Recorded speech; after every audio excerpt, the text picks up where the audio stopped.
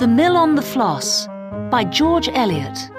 Retold by Florence Bell. Chapter 1. Brother and Sister. Dorlcote Mill was on the river Floss. The mill was a mile from the town of St. Ogg's. Edward Tulliver was the miller. He lived in the house next to the mill. The miller and his wife, Bessie Tulliver, had 2 children, a boy, Tom, and a girl, Maggie. Tom was 11 years old. Maggie was 9 years old. It was an afternoon in March 1828. Mrs. Tulliver and Maggie were standing outside the house. They were waiting for Mr. Tulliver and Tom. Tom had been away at school. He was coming back for the holidays. "Here is the horse and cart," Maggie shouted. "Here is father. Tom is with him. Tom is back from school." "Hello, Mother. Hello, Maggie," said Tom. "Oh, Tom, I'm happy to see you," Maggie said. "I'm happy to see you, Maggie," Tom replied. "I'm going to see my rabbits now." Maggie cried out. Her face was white. "I've got some money, Tom," she said. "Buy some more rabbits." "More rabbits? I don't want any more rabbits." "Oh, Tom," said Maggie. "your rabbits are all dead." Tom looked at Maggie. His blue eyes were angry. "You didn't feed my rabbits, Maggie. You forgot?" Tom shouted. "I hate you, Maggie. You were cruel." Maggie started to cry. "I'm sorry, Tom," she said. "Don't be angry. I'm never angry with you." "I never do anything wrong," said Tom, and he walked away into the garden. Maggie ran into the house. Tom did not love her. She cried and cried. Later, Tom came into the house. Mr. and Mrs. Tulliver were eating cake and drinking tea. "Where is Maggie?" Mr. Tulliver asked. "I don't know," said Tom. "You must take care of your sister," said Mrs. Tulliver. "Maggie came into the house," Tom said. "She was crying." He took a big piece of cake. He sat down and he started to eat it. "Crying?" Mr. Tulliver shouted. "Why was she crying? Go and find her." Tom went slowly upstairs. He went into Maggie's bedroom. His sister was lying on the bed. She stood up and ran towards him. "Oh, Tom, I'm sorry about your rabbits," Maggie said. "I am a naughty girl." "I forgive you, Maggie," Tom said. "Stop crying now." And Maggie smiled.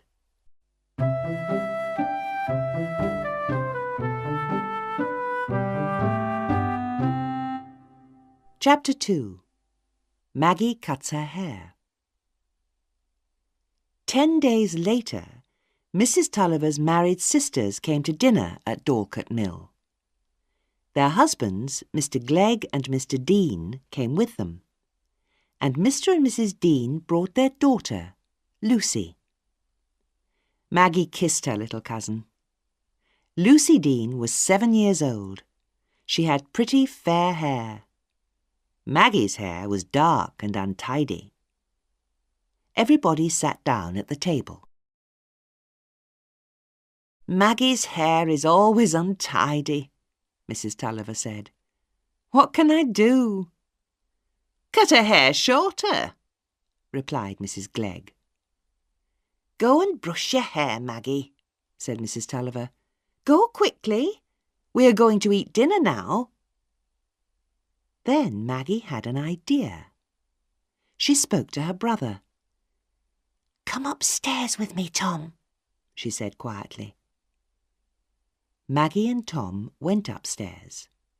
They went into their mother's bedroom. Maggie picked up a pair of scissors. "What are you going to do, Maggie?" Tom asked. Maggie cut off a long piece of her hair.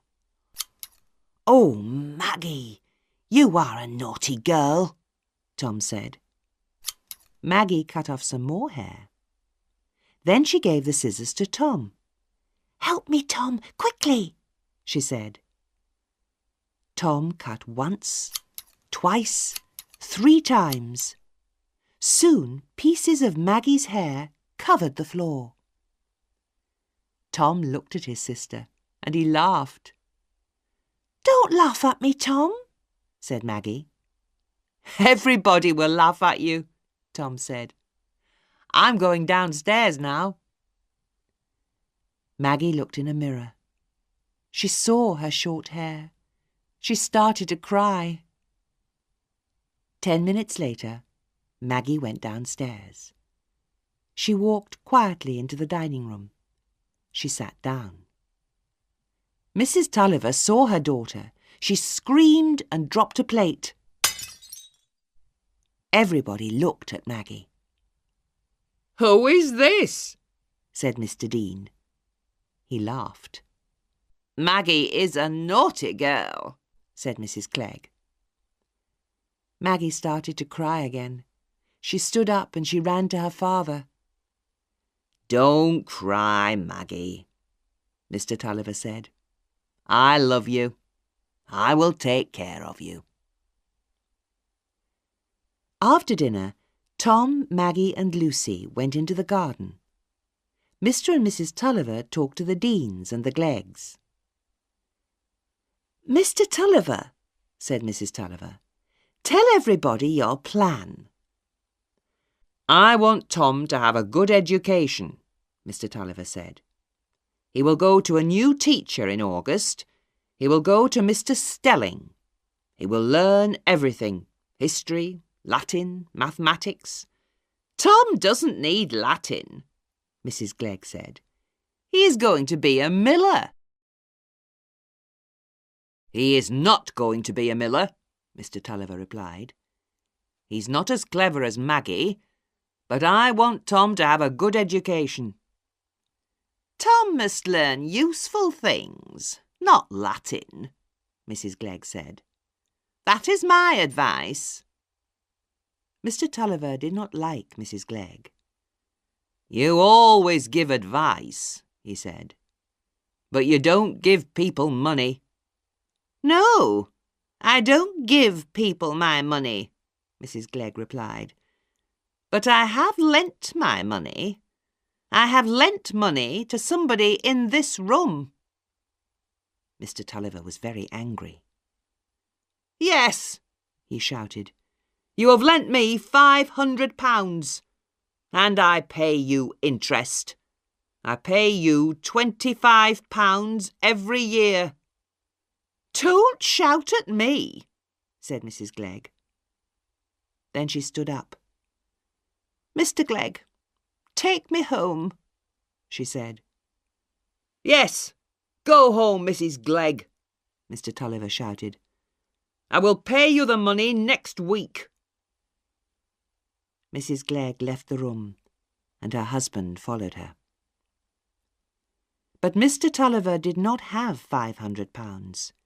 He could not pay Mrs. Clegg. The next week, he went to a friend. He borrowed the money. He borrowed £500. Then he paid Mrs. Clegg.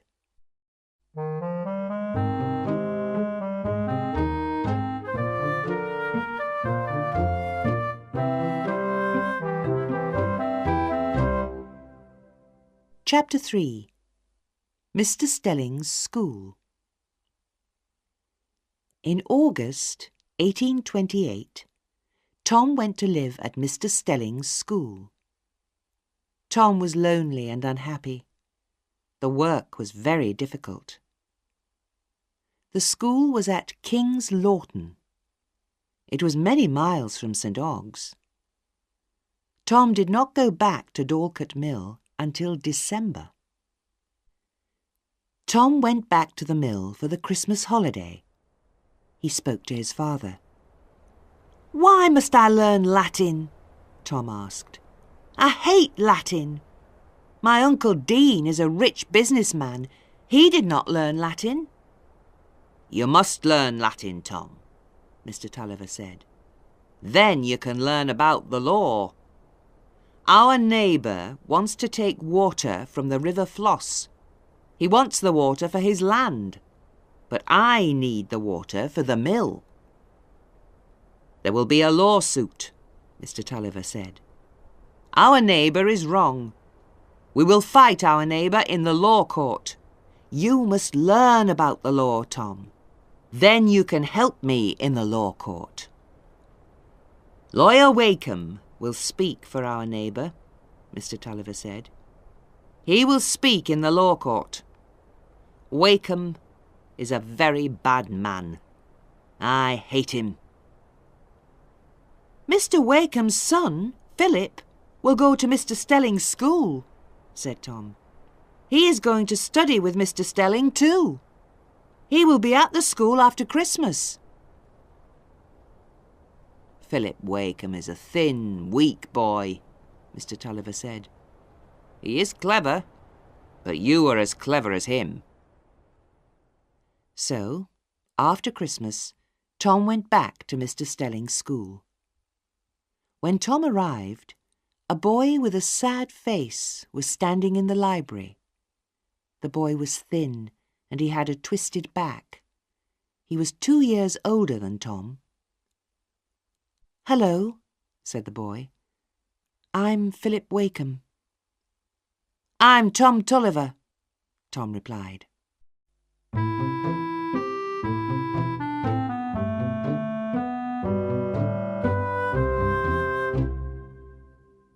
Chapter 4. Philip Wakeham. In 1830, Tom Tulliver was 13 years old. He had been living at Mr. Stelling's school for 2 years. Every day he had to study for many hours. Tom was not clever. The work was difficult for him. Philip Wakeham was very clever. The work was not difficult for him. Maggie often wrote letters to Tom. Maggie was 11 years old. She was clever. In her letters, she told Tom all the news. She told him about Dorlcote Mill and about the town of St. Ogg's. And Tom often wrote letters to Maggie. One day he wrote, "Dear Maggie, I want to see you. Come and visit me. Mr. Stelling is a kind man. You can stay for a few days. Please come soon. Your loving brother, Tom." Maggie wrote to Tom. She was going to visit him soon. Tom was very happy. 2 days before Maggie's visit, Tom found an old sword in Mr. Stelling's house. The sword was heavy and sharp. Tom was very pleased. "I will show this sword to Maggie. It will frighten her," he thought. It was afternoon. Maggie was staying at Mr. Stelling's school. The boys were in the library. They were reading their books. Maggie sat by the fire. She looked at Philip Wakeham. "He is a kind boy," she thought, "but he is sad." And Philip looked at Maggie. "She has beautiful dark eyes," he thought. "She is a kind and gentle girl." At last, Tom closed his book. "Come upstairs with me, Maggie," he said. "I've got a secret." Tom and Maggie went upstairs to an empty room. "Turn round and shut your eyes," Tom said. Maggie shut her eyes for a few moments. Then she opened them. Tom was holding a sword. "Look, Maggie," he said. "I'm a soldier. 1, 2, 3. Oh, Tom, Maggie said. I'm frightened. Be careful. Suddenly, Tom moved the sword quickly, but he was not careful. He cut his foot with the sword. Oh! He shouted. Then he fell onto the floor. Tom's dead! Maggie shouted. Tom's dead! Tom was not dead, but his foot was badly hurt. Tom had to stay in bed. Maggie took care of him. She stayed at the school for a week. One afternoon, Tom was asleep. Maggie and Philip were sitting in the library. Maggie, I do not have a sister, Philip said quietly. Will you be my sister? I love you, Maggie. I love my brother, Maggie replied. But I love you too, Philip. I am going away to school soon. I will not see you again. I will never forget you, Maggie, Philip said. I will never forget your beautiful dark eyes. Thank you, said Maggie, and she kissed Philip quickly.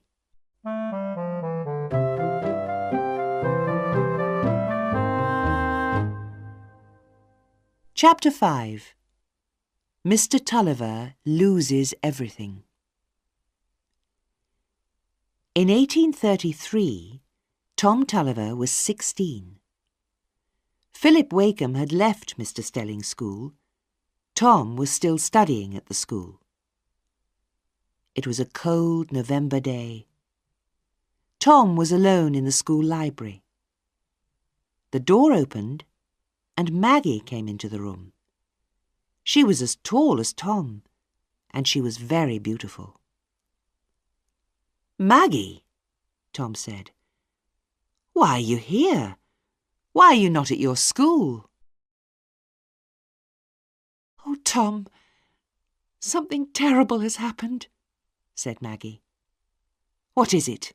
Tell me, Maggie, Tom said. Father has lost the lawsuit, Tom, said Maggie. Father must pay for everything. He must pay our neighbour's lawyer, Mr. Wakem. Lost the lawsuit? Father must pay Wakem money? Tom shouted. Maggie started to cry. There is more bad news, Tom, she said. Father has no money. He cannot pay Wakem. He will lose the mill, his land, everything.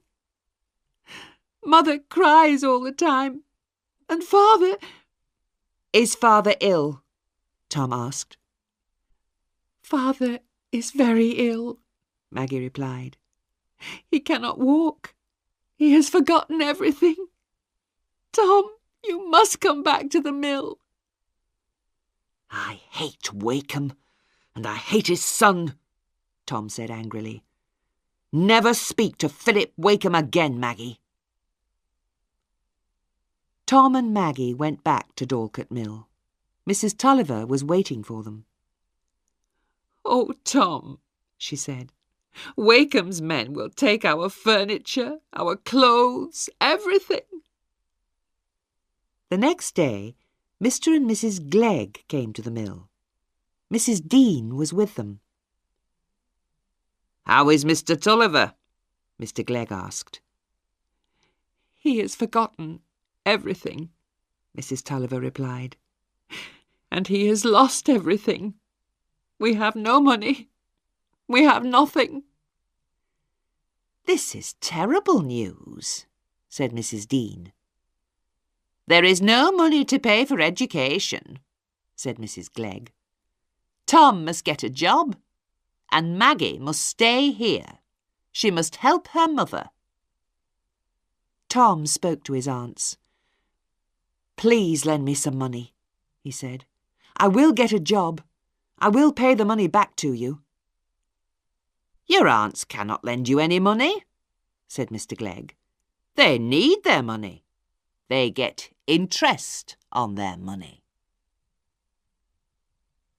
The next day, Tom went to his Uncle Dean's office. Mr. Dean worked for Guest and Company in St. Ogg's. "Uncle, please give me a job," Tom said. "How old are you, Tom?" Mr. Dean asked. 16, nearly 17, Tom replied. "You had a good education," said Mr. Dean, "but Latin will not help you here." "I can learn other things," said Tom. "I will give you a job in the office," said Mr. Dean, "but you must work hard." "Thank you, Uncle," Tom said. He shook hands with his uncle and he left the office. Outside the office, he saw a notice on the wall. The notice said, "To be sold, Dorlcote Mill with house, land and furniture." Mr. Tulliver was very ill. He stayed in his bed for 2 months. On a cold day in January, he came into the dining room. "Where is the furniture?" Mr. Tulliver asked. "Wakem's men took it," Maggie said. "They sold it. But here is your chair. Sit down, Father." "Then I have lost everything," Mr. Tulliver said. "Yes, Father," Tom replied. "And we must pay Wakem £300 more. But I have a job. I will save my money. I will pay Wakem." "We will look after you, Father," Maggie said. Mrs. Tulliver began to cry. "Lawyer Wakem has bought the mill and the house," she said. "So we must leave the mill, Bessie," Mr. Tulliver replied sadly. "No," said Mrs. Tulliver. "You will work for Wakem. You will be the miller. We will stay here." At first, Mr. Tulliver did not reply. Then he spoke. "Tom, get the Bible," he said. "Yes, Father," said Tom. He brought the Bible to his father. "Write this," said Mr. Tulliver. "Edward Tulliver will work for Lawyer Wakem at Dorlcote Mill. But he will never forgive Wakem. He will always hate him." "Then write this, Tom," said Mr. Tulliver. "Tom Tulliver will never forgive Lawyer Wakem. He will always hate Wakem and his family." "Then write your name." "Oh no, Tom," said Maggie. "Do not write that." "Be quiet, Maggie," Tom said. "I want to write it. I will write it."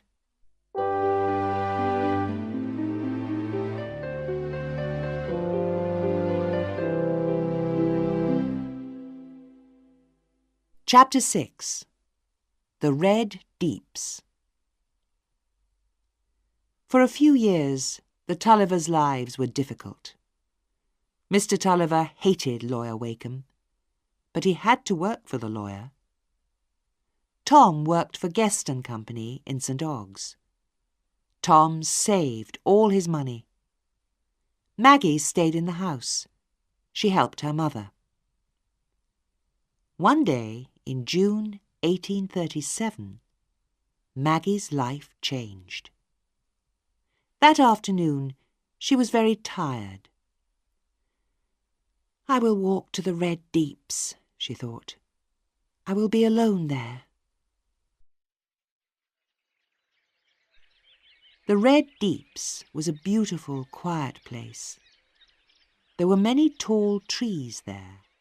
The grass was soft, and the earth on the ground was red. Maggie liked the Red Deeps. Maggie walked slowly under the trees. But she was not alone. Philip Wakem was in the red deeps too. Maggie had not seen Philip for 5 years. Philip, why are you here? Maggie asked. I saw you leaving Dorset Mill, Philip replied. I followed you. I have never forgotten you, Maggie. You are beautiful. Am I beautiful, Philip? Maggie said. I am not beautiful. I am very unhappy. I am unhappy too, Maggie, Philip said. I am a man now, but I will never be tall and strong. My back will always be twisted. Oh, Philip, that is not important, Maggie said. Will we meet again? Philip asked. Will you be my friend? No, Philip, Maggie said. We must not meet again. We must not be friends. I must go now. Goodbye. And Maggie walked away quickly. I will come here again, Philip thought. I want to meet Maggie. I want to be her friend.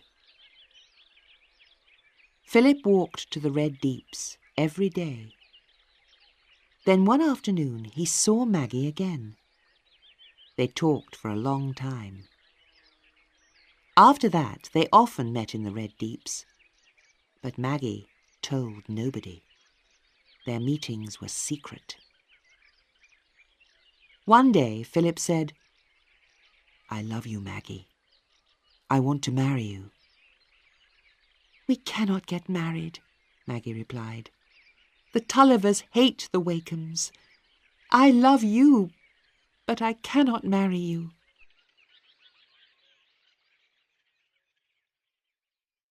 A year passed. One day, Tom saw Philip Wakem walking from the red deeps. Tom went back to the house. Maggie was reading a book. Tom looked at Maggie's shoes.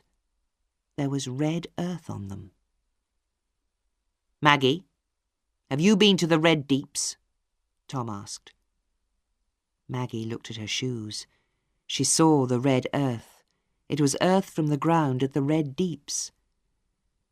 Yes, I have been there, she said. I went for a walk. Did you meet Philip Wakem there? Tom asked. Yes, Tom, Maggie replied. I often meet him there. We talk about books and music. He lends me books. Tom was angry. Father hates Lawyer Wakem, and I hate him too, Tom said. You must not talk to his son. Philip loves me, Maggie replied, and I love him. You are a bad daughter and a bad sister, Tom said.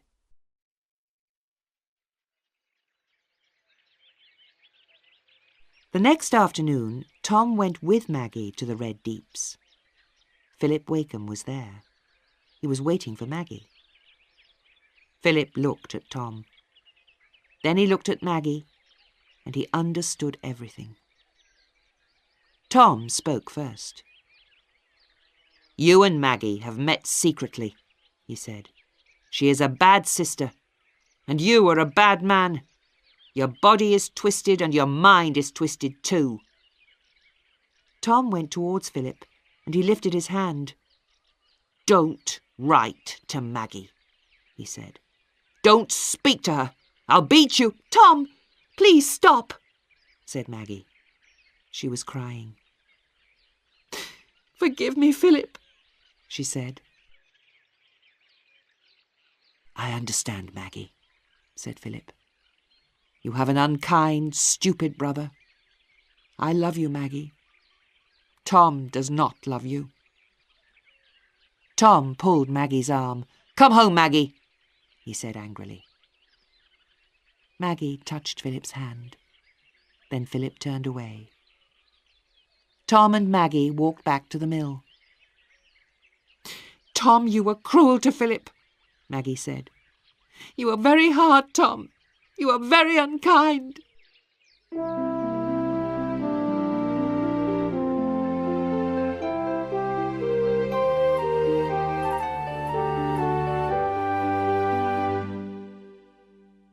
Chapter 7. Edward Tulliver dies.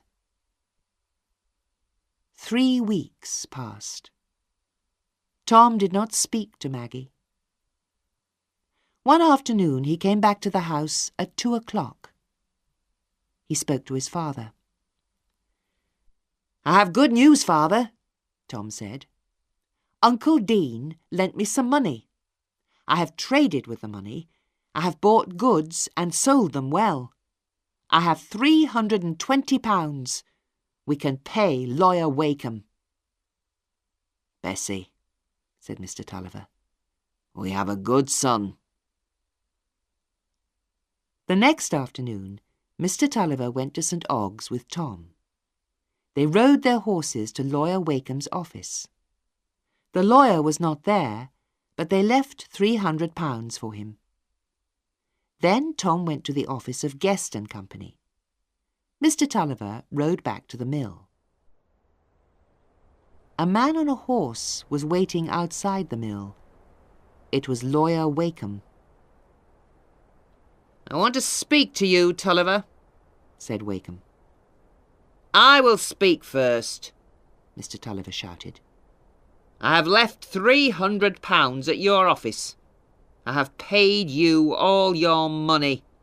I will not work for you now." "Good. I don't want you," Wakeham replied. "You are a very stupid man, Tulliver." "And you are a very bad man," Tulliver shouted. "I'm going," Wakeham said. "Move your horse." Mr. Tulliver lifted his riding whip. He rode towards the lawyer. Wakeham's horse was frightened. It turned suddenly, and Wakeham fell to the ground. Mr. Tulliver got off his horse. He started to beat the lawyer with his riding whip. "Help! Help!" Wakeham shouted. Maggie and Mrs. Tulliver ran out of the house. Maggie screamed. Stop, Father, stop! She shouted. She held her father's arms. Please stop, Father, she said. Mother, help Mr. Wakeham. Wakeham stood up. He got onto his horse. "I will not forget this, Tulliver," he said, and he rode slowly away. Father, come into the house, said Maggie. Mr. Tulliver did not move. "I am ill," he said. "Help me. There is a pain in my head." Maggie and her mother took Mr. Tulliver into the house. "Go and get Tom," Mr. Tulliver said. Maggie ran to St. Ogg's. She went to Guest and Company's office. Come quickly, Tom, she said. Mr. Tulliver lay in bed. He could not move. He was very ill. Tom, Maggie and Mrs. Tulliver sat by the bed. "What shall I do, Father?" asked Tom. "Save your money. Buy the mill from Wakeham," Mr. Tulliver said. "Yes, Father," said Tom. "Take care of your mother, and take care of your sister," Mr. Tulliver said. "Yes, Father, I will," said Tom. "Kiss me, Maggie," said Mr. Tulliver. "Kiss me, Bessie. Goodbye, my son." And he died. Tom and Maggie looked at each other. "We must always love each other, Tom," Maggie said. Tom held his sister's hand. "Yes, Maggie," he said.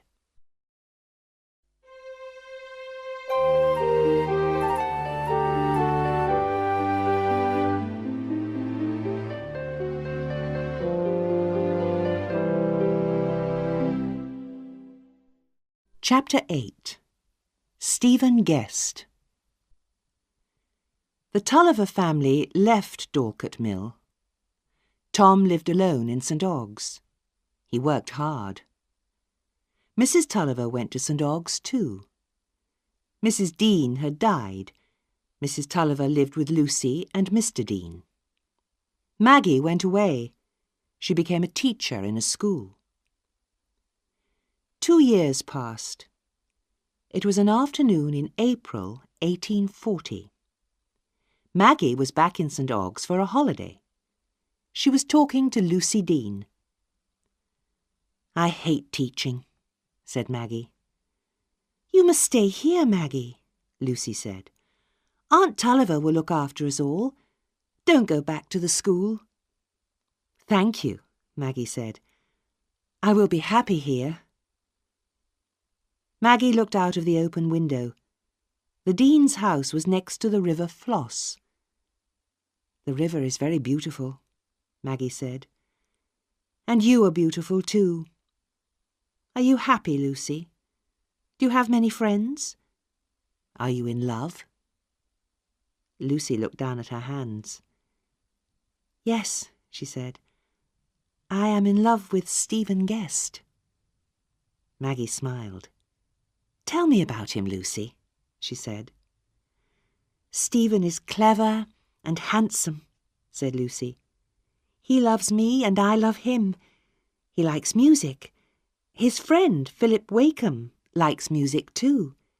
We will sing together." "Oh, Lucy, I must not meet Philip Wakeham," Maggie said. "Tom hates him. Philip and I were in love. But my father hated Mr. Wakeham, and Tom hates Philip." "That is a sad story," Lucy said. "I will make you happy. Philip is in Italy now, but he will come back soon. I will speak to Tom. Tom and Philip must be friends." "You will marry Philip," said Lucy, "and I will marry Stephen. We shall all be happy." A few moments later, a tall young man came into the room. The young man walked up to Maggie and Lucy. Lucy spoke to him. "Stephen, this is my cousin, Miss Tulliver," she said. Stephen bowed. He looked at Maggie.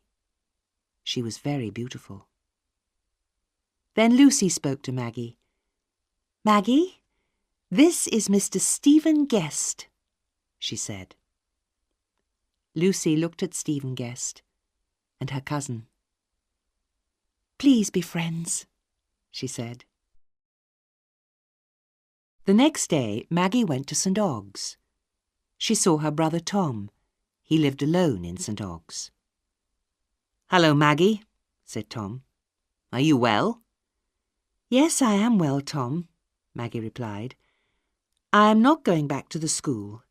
I am going to live with Mother at the Dean's house." "Tom," Maggie said, "I must tell you something. Philip Wakeham is coming back to St Ogg's. Philip is Lucy's friend. He will come to her house.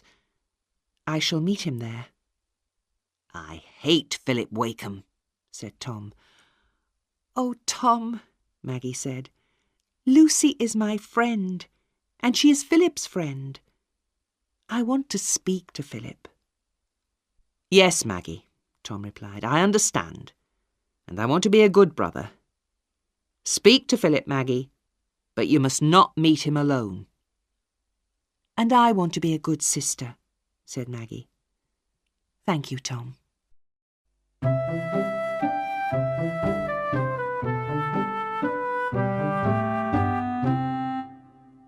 Chapter 9. Happy Days. Maggie was happy at the Dean's house. Stephen often came to see Lucy. The 3 young people sometimes went in a boat on the river Floss. In the evenings, they sang together.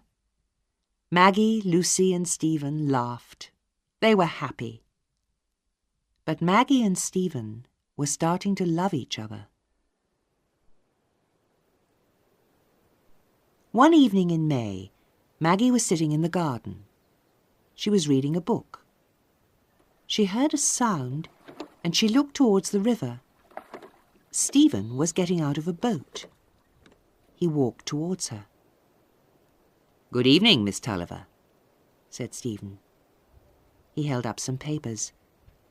"I've brought these songs for Lucy," he said. "Lucy is not here," Maggie said. "We will not sing tonight."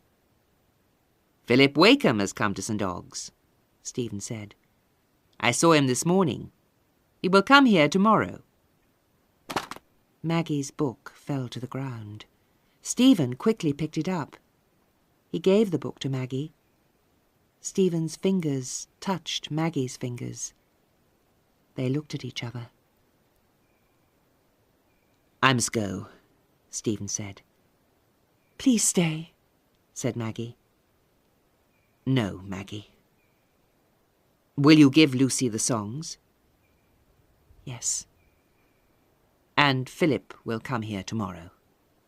Will you tell Lucy?" "Yes." Stephen walked away. He got into his boat. Oh, why did Maggie come to St. Ogg's? Stephen thought. I love her. I must not meet her alone. The next morning, Philip Wakeham came to the Dean's house. Maggie was alone. She said, "I have spoken to Tom. We shall be friends, Philip." And she smiled at him. A few minutes later, Lucy and Stephen came into the room. "Sing your new song, Stephen," Lucy said. "Will you play the piano, Philip?"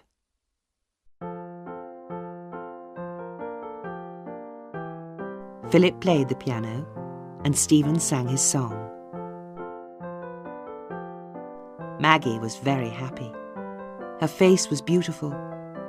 She looked at Stephen, and he looked at her. Philip looked at Maggie too. He understood everything.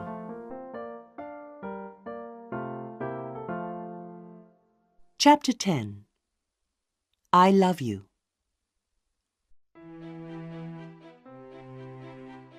Stephen Guest and his family lived at Park House near St. Ogg's. At the end of May, there was a dance at Park House. There were bright lights in the rooms. There was music. People were dancing. Stephen Guest was dancing with Lucy.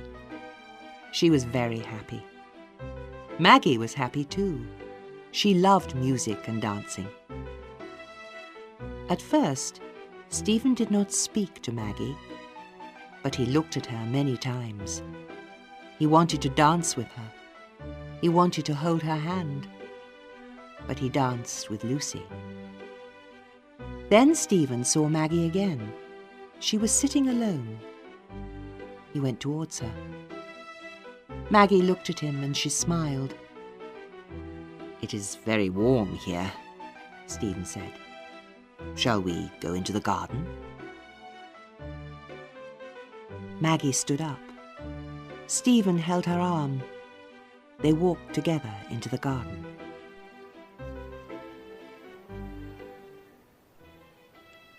They stood near some red roses. Maggie held one of the flowers. It had a sweet smell. "The flowers are very beautiful," said Maggie. Stephen did not answer. Suddenly, Stephen touched Maggie's arm. Then he kissed it, again and again. Maggie pulled her arm away. Her dark eyes were angry. "Stephen," she said, "this is wrong. You love Lucy. Please go away now. We must never meet alone again." Maggie went quickly into the house. A few minutes later, Stephen followed her. Maggie listened to the music. She talked to people. She smiled. But she did not look at Stephen Guest.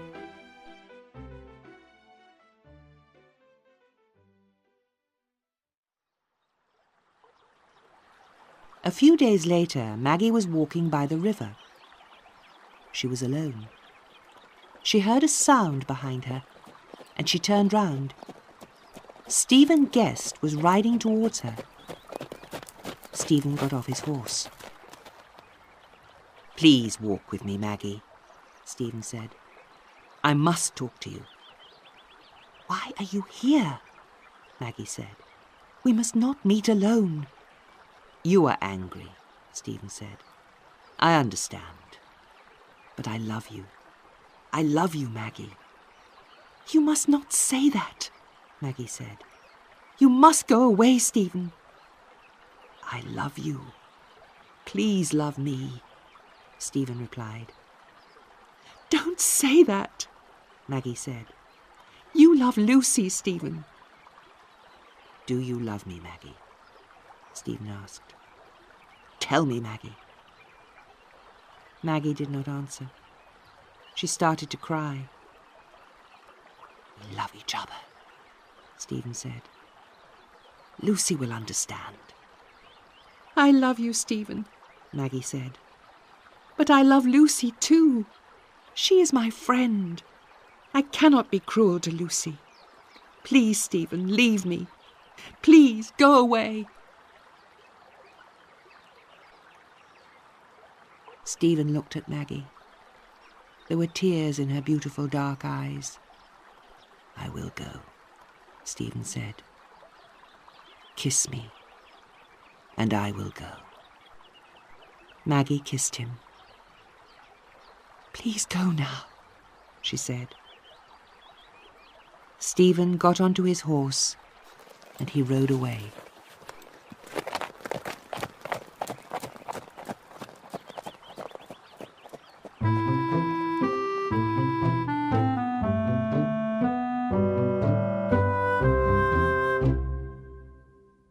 Chapter 11. The River Floss. One day in early June, Maggie and Lucy were talking. "Maggie, I have some good news," Lucy said. "My father and Mr. Guest are going to buy Dorlcote Mill. Tom will be the miller. Aunt Tulliver will live at the mill with Tom." "And Philip has told his father about you, Maggie," Lucy said. "Mr. Wakeham wants to meet you. You and Philip will get married."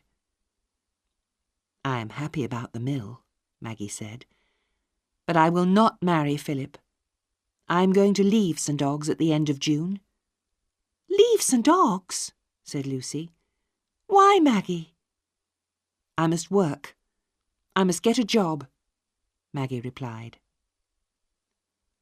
So Tom and Mrs. Tulliver went to live at Dorlcote Mill again. Stephen came to the Dean's house every day. Philip was often there too. In the evenings, the four young people often sang together. Stephen sang love songs. He did not sing them for Lucy. He sang them for Maggie. But Lucy did not understand. One evening in late June, Lucy said, "Let's go in the boat tomorrow. We will go down the river. We will go to Luckreth."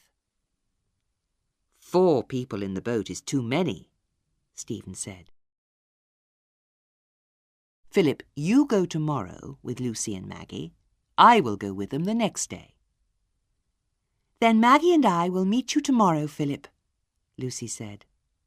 "Come at 10:30. But the next morning, Lucy had to go with her father to another town.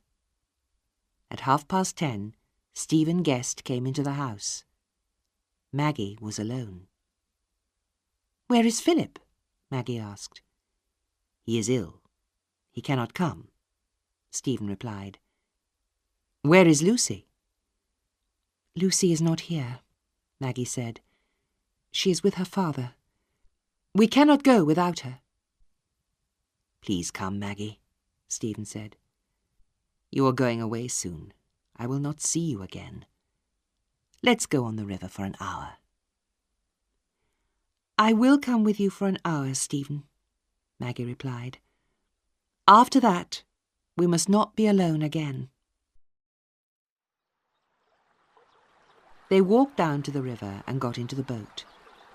The sun was shining. Stephen rowed the boat and it moved quickly over the water. "Lucy will come back this afternoon," said Maggie. "We must come back before 2 o'clock." The sun was hot. Stephen stopped rowing. The water carried the boat along. Stephen and Maggie were very happy. They did not think about the time. But much later, Maggie cried out, "We have passed Luckreth. Where are we? It is very late. What will Lucy say? We must go back." Stephen held Maggie's hand. She was crying. "Let's not go back. Let's get married," Stephen said. Maggie did not answer. She could not speak. She could not think. "We must get married, Maggie," Stephen said. "We are together now, forever." Stephen started rowing again. He did not turn the boat round. The river was wide. The water rushed past. There were no villages next to the river. Suddenly, Stephen saw a steamboat. "Look, Maggie," he said. "The steamboat is going to Mudport. We will get onto the steamboat. We will get married in Mudport." Maggie was very unhappy. Stephen and Maggie got onto the steamboat. Stephen spoke to the captain of the steamboat. "This lady, my wife, is very tired," Stephen said. "Please take us to Mudport. I will pay you well." Maggie sat down and she went to sleep. Night came. All night, Stephen sat next to Maggie.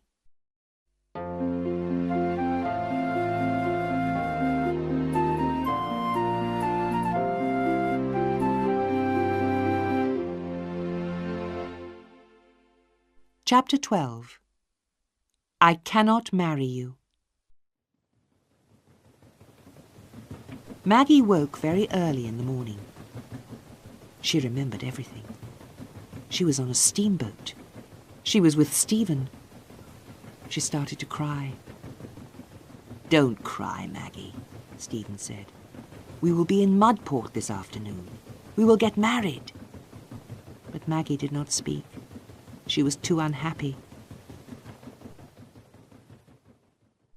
They got off the steamboat at Mudport. Stephen took Maggie to an inn. "I will not marry you, Stephen," Maggie said. "You must leave me now." "I cannot live without you, Maggie," Stephen said. "I cannot go now." "Then I will go," said Maggie. "Yesterday I could not leave you. Today I can leave you. Goodbye, Stephen." "Maggie," Stephen said. "I was wrong yesterday. I'm sorry." "We were both wrong yesterday," Maggie said. "But we love each other," Stephen said. "That cannot be wrong." "We are being cruel to Lucy," said Maggie. "That is wrong. I love you, but I cannot marry you. I am going back to St. Ogg's alone." "No!" Stephen shouted. "People will say, 'Maggie is a bad woman. Your life will be terrible.'" "I will tell Lucy everything," Maggie said. "She will understand. She will forgive me. And she will forgive you, Stephen." Stephen said nothing. Maggie left the inn. She went back to St. Ogg's.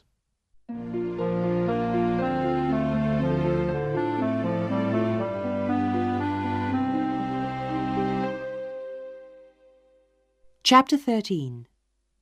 3 Letters. Tom Tulliver and his mother were at Dorlcote Mill. Tom was standing outside the house. He looked down at the river. The water was rushing past. Then Tom turned towards the house. He was angry. Maggie was standing by the door. She was very unhappy. Tom. I have come back, Maggie said. You are a bad woman, Tom said. I don't want you here. Mrs. Tulliver came to the door of the house. She listened. I was wrong, Tom, Maggie said. I am sorry. I don't believe you, Tom replied. Lucy was your friend. Now she is ill and unhappy. I will give you some money, but you cannot live here. Maggie started to cry. Mrs. Tulliver came out of the house. She went to Maggie and she kissed her. I'll go with you, my child, Mrs. Tulliver said.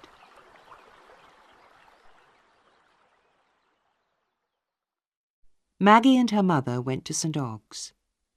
They lived in a small house next to the river. But Maggie wanted to live alone. After a few days, Mrs. Tulliver went back to the mill. Stephen Guest went away. He wrote a letter to his father. Father, I was wrong, he wrote. I loved Maggie Tulliver, and I wanted to marry her. Maggie is good. She is not a bad woman. Please show this letter to Lucy. Ask her to forgive me. Stephen. At the beginning of July, Maggie got a letter from Philip. Maggie, the letter said, you are good. You are strong. I met you 10 years ago. I loved you and you loved me. I love you now, Maggie. I shall always be your friend. Yours ever, Philip Wakem. 3 weeks later, Maggie was sitting in the house next to the river. She was sitting by a window. She was looking at the river Floss. Suddenly, someone spoke her name. She turned round. Lucy, said Maggie. Lucy went to her cousin and kissed her. I am happy to see you, Lucy, Maggie said. I am sorry about Stephen. I understand, Lucy said. You loved him, and you sent him away. That was good. You were strong. Forgive him, Lucy, Maggie said. He will come back. I have been ill, Lucy said.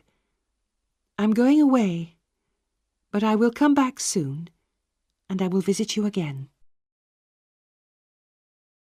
Maggie kissed her cousin. Goodbye, Maggie, Lucy said quietly.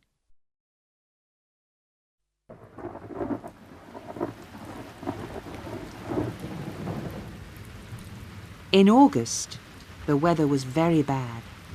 The rain fell. Hour after hour it rained. Day after day it rained. Was there going to be a flood? The water in the river Floss was rising higher and higher. One day, Maggie got a letter from Stephen. My dearest Maggie, the letter said, why did you leave me? Maggie, you took away your love. You took away my life. Maggie, I want to be with you. I am yours forever. Stephen.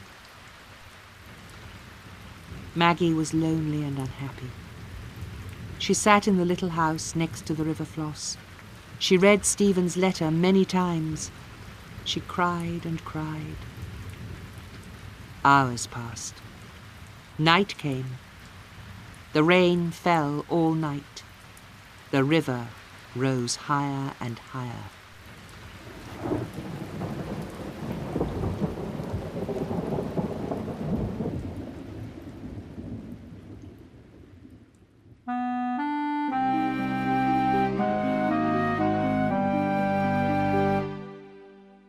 Chapter 14.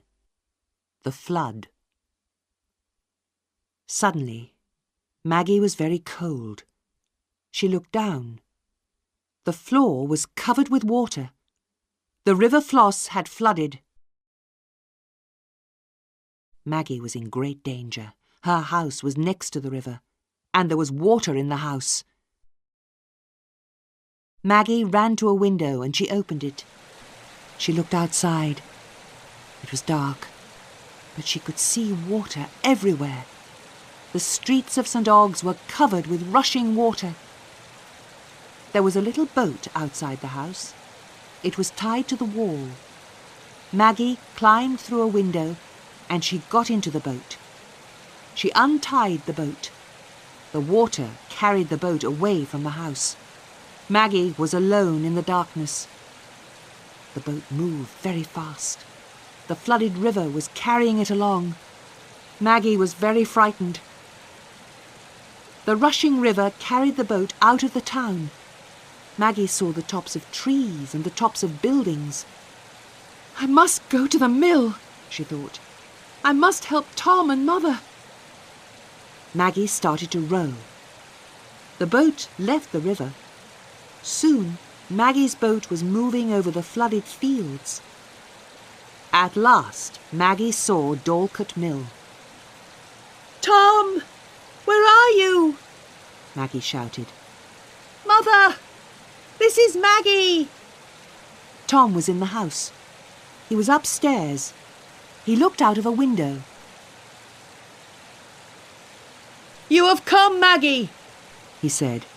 Yes, Tom, Maggie replied. Where is Mother? Mother is not here, but she is safe, Tom said. Tom got into the boat. I will row, Maggie, he said.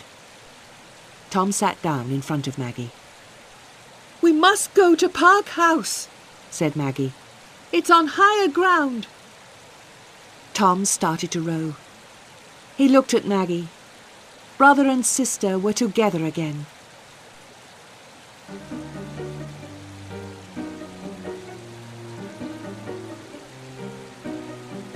The sun was rising. Tom rowed on. Soon they were on the river Floss again. Maggie looked behind Tom. There were great trees in the rushing water. The trees were coming towards them. Maggie screamed. Tom! Look behind you! She shouted. Tom turned round. He saw the danger, but he could do nothing. He held his sister in his arms.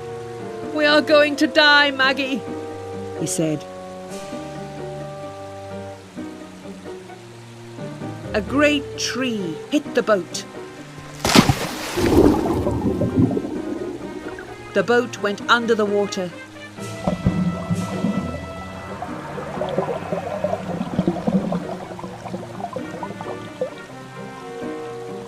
Soon the boat came up again. But it was empty. Days later, some people found Tom and Maggie. They were in each other's arms. They were dead.